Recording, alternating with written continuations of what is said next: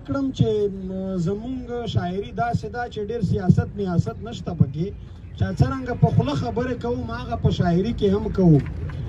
وایي خبر دې وې ما نشې ماتولی په اسانه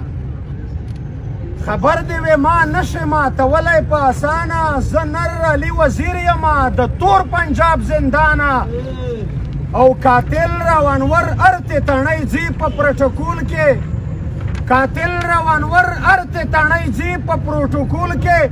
علي په زولنو بندوب دوه مخیا پاکستانه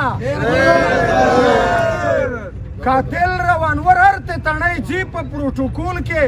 علي په زولنو بند هی دوه مخیا پاکستانه بیدار شه پاڅون وکړه راویښ شه را بیدار شه د غفلت خوبونه پرېږده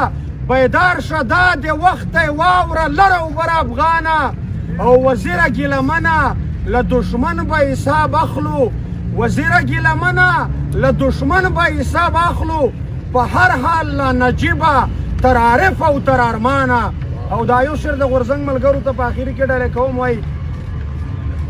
په تورو خاورو کې عارف او ارمان مه هېروئ